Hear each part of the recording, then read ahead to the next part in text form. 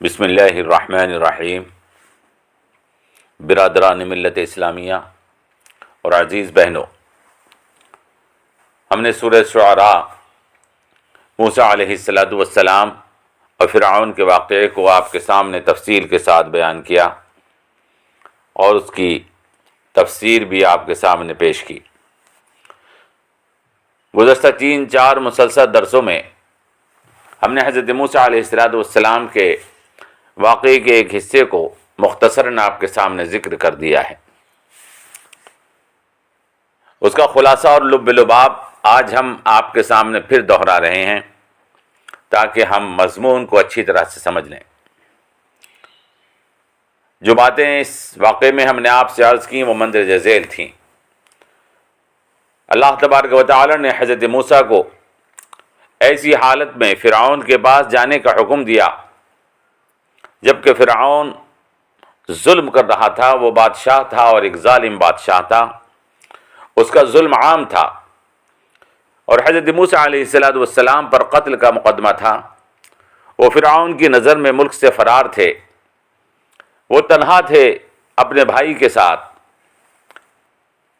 فرعون نے بقول خود اس بات کا ان پر احسان جتایا تھا کہ اس نے ان کو پالا ہے اور پرورش کیا ہے، اور حضرت موسیٰ علیہ السلام کی زبان میں لکنت تھی، لیکن اللہ نے حکم دیا۔ حضرت موسیٰ علیہ السلام نے حکم کو پورا کیا اور بے جھجک صاف ستھری بات اور دین کی دعوت کو فرعون کے سامنے پیش کیا اور کہا، انا رسول رب العالمین ان ارسل معنا بنی اسرائیل، ہم تمام عالموں کے پروردگار کی طرف سے تیرے پاس رسول بن کر آئے ہیں، بنی اسرائیل کو ہمارے ساتھ روانہ کر دے۔ اس بات سے معلوم ہوا کہ داعی حق کو نہ تو ظالم کے ظلم سے گھبرانا چاہیے، نہ مقدمات اور جیل کی وجہ سے بیٹھ جانا چاہیے، نہ اکیلے اور تنہا ہونے اور کمزور ہونے کا بہانہ بنانا چاہیے، اور نہ ظالم اور کافر کے احسانات کی وجہ سے دعوت میں اور لہجے میں کوئی لچک پیدا کرنی چاہیے، اور نہ اپنی کسی کمزوری اور جسمانی کمزوری کو دعوت میں رکاوٹ بننے دینا چاہیے۔ حضرت موسیٰ علیہ السلام نے ایسا ہی کیا۔ قرآن کریم اس بات کے اوپر شاہد ہے، اور داعی دین کا کردار ایسا ہی ہونا چاہیے۔ حضرت موسیٰ علیہ السلام اور حضرت ہارون کے کردار میں داعیان حق کو اپنے لیے نمونہ تلاش کرنا چاہیے اور دیکھنا چاہیے کہ جو لوگ آج داعی حق بنے ہیں کیا وہ اس کردار کے مطابق دعوت دین کو پورا کر رہے ہیں۔ دوسری بات جو ہم نے آپ کے سامنے عرض کی تھی وہ یہ تھی کہ اللہ کے رسول اور نبی، اللہ کے ولی اور نیک لوگ انسانوں کو ظالموں کی غلامی سے نجات دلانے کے لیے آتے ہیں۔ ہم نے بتایا تھا کہ غلامی ایک لعنت ہے جو قوموں کے اندر سے ہمت، جرأت اور ترقی کی خواہش کو ختم کر دیتی ہے۔ عزیزو، غلامی موت سے بدتر ہے، اور قوموں کو آزادی کی ایسی ضرورت ہوتی ہے جیسے زندہ رہنے کے لیے کھانے اور پانی کی ضرورت ہوتی ہے۔ فرعون بنی اسرائیل کی آزادی کو سلب کر کے ان کے وجود کو ختم کرنا چاہتا تھا، اور حضرت موسیٰ نے انہیں آزادی کی نعمت عطا کی اور بنی اسرائیل کے وجود کو ختم ہونے سے بچا لیا۔ عزیزو، آزادی ایسی ہی بڑی نعمت ہے، اس کے لیے قربانی دی جاتی ہے۔ موت برحق ہے، سب کو آتی ہے، لیکن وہ موت جو آزادی کے لیے اور عزت کے لیے اور نسلوں کی بقا کے لیے اور دین کے تحفظ کے لیے اور عزت اور وقار کے لیے دی جائے وہ شہادت ہوتی ہے، اور وہ موت دراصل زندگی ہوتی ہے جو قوموں کو زندگی دے دیتی ہے۔ برادران ملت اسلامیہ، تیسری بات جو آپ کے سامنے عرض کی تھی وہ یہ تھی کہ فرعون اور حضرت موسیٰ علیہ السلام کا یہ واقعہ صاف طور پر ہمیں بتاتا ہے کہ دنیا کے حاکموں کا ہر دور میں یہ طریقہ رہا ہے کہ مذہب اور مذہبی لوگوں کو عبادت اور پوجا پاٹ تک محدود کر دینا چاہتے ہیں۔ حاکموں کا ہر دور میں یہ چاہنا ہوتا ہے کہ مذہب کو عبادت خانوں میں مقید کر دیا جائے اور اس کو قانونی اور سیاسی بالادستی سے محروم کر دیا جائے۔ دنیا کے حاکم کبھی نہیں چاہتے کہ ایک ایسے خدا کی حکمرانی انسانوں پر قائم ہو جو انہیں ظلم سے روکے، عیاشی سے روکے اور جو انہیں منمانی کرنے سے منع کرے۔ وہ ایسے خدا کی حکمرانی نہیں چاہتے جو قدم قدم پر انہیں ان کی منمانی سے روکتا ہو اور ان کو انسانوں کی خدمت کا حکم دیتا ہو۔ آسمانی خدا کو حق حکومت دینے سے ظالم جانتے ہیں کہ ان ظالموں کو اپنی حکومت اور اقتدار کے لیے خطرہ محسوس ہوتا ہے، لہذا وہ نبیوں اور ولیوں کے دشمن ہو جاتے ہیں۔ وہ ہر اس شخص کے دشمن ہو جاتے ہیں جو آسمانی خدا کی حکومت اور آسمانی خدا کی سیاسی بالادستی کی بات کرتا ہو۔ یہی وجہ ہے، ہم دیکھتے ہیں کہ یہی وجہ ہے نبیوں اور رسولوں اور اللہ کے ولیوں کے درمیان تصادم اور اختلاف ہوتا رہا ہے۔ نبی اور رسول اللہ کے ولی با کردار ہوتے ہیں، با اخلاق ہوتے ہیں، اس کے باوجود وہ انسانوں اور انسانیت سے سچی ہمدردی رکھتے ہیں، اس کے باوجود حضرت موسیٰ اور فرعون میں اختلاف اور تصادم ہوا، اور اسی طرح سے ان سے پہلے حضرت ابراہیم اور نمرود میں اختلاف اور تصادم ہوا، اور یہی وجہ ہے کہ حضرت عیسیٰ اور ان کے زمانے کے حاکموں کے درمیان میں اختلاف اور تصادم ہوا۔ خود جناب رسول اکرم صلی اللہ تعالی علیہ وسلم سے زیادہ با اخلاق با کردار کون ہو سکتا ہے؟ ان سے زیادہ ہمدرد انسانوں کا کون ہو سکتا ہے جنہوں نے پوری زندگی انسانوں کی خدمت میں گزاری، جنہوں نے پوری زندگی غریبوں کی ہمدردی میں گزاری، جنہوں نے بے کسوں کی مدد کی؟ لیکن ابو جہل اور ابو لہب کے درمیان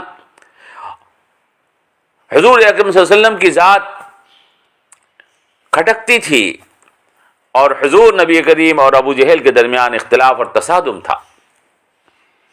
یہی وجہ ہے عبداللہ ابن ابی جب حضور اکرم صلی اللہ تعالی علیہ وسلم مدینہ تشریف لے گئے تو اس نے بھی حضور کی مخالفت کی، اور اسی وجہ سے ہر دور میں حاکموں نے اللہ کے ولیوں اور نیک بندوں کی مخالفت کی ہے کہ انہیں اپنی حکومت کے لیے خطرہ محسوس ہوتا ہے، اور انہیں اپنے ظلم کے راستے روکتے اور اپنے ہاتھ بندھے ہوئے نظر آتے ہیں۔ نبی اور رسول اللہ کے نیک بندے ہرگز بھی یہ نہیں چاہتے کہ کسی کی حکومت پر قبضہ کریں، وہ کسی کی دولت کو لینا نہیں چاہتے، لیکن پوری انسانی تاریخ گواہ ہے اللہ کے رسول یا اللہ کے رسولوں کو کی دعوت دینے والوں نے کسی انسان سے ان کا ملک نہیں چھینا، کسی حاکم سے ان کا اقتدار نہیں چھینا، کسی دولت مند سے ان کی دولت نہیں لی، بلکہ ملک اور دولت ملک والوں کے سپرد کیا ہے۔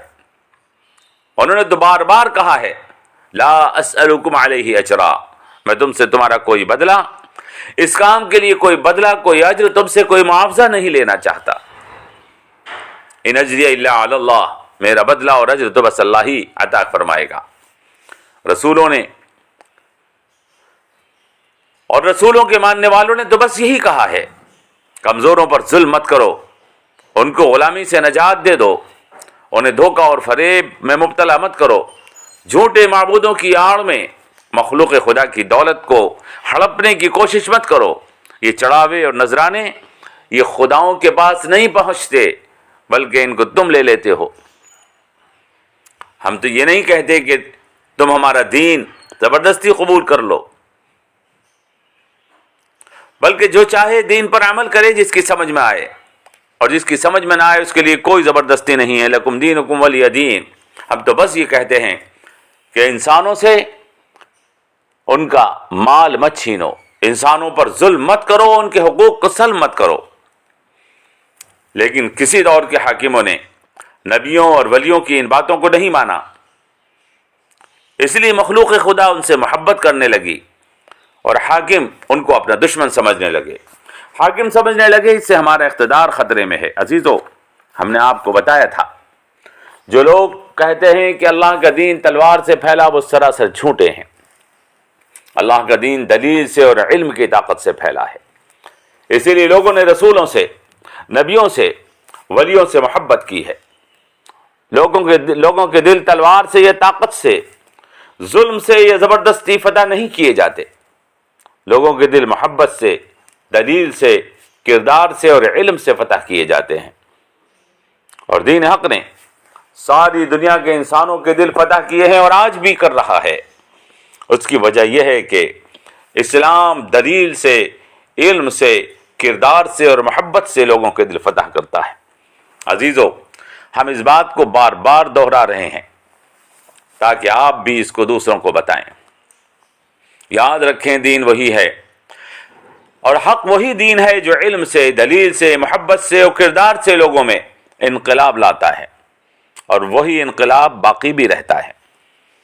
اور جو قومیں انقلاب لاتی ہیں طاقت سے، تلوار سے، ظلم سے، وہ بہت جلد مٹ جاتی ہیں اور وہ انقلاب ختم ہو جاتا ہے، باقی نہیں رہتا ہے۔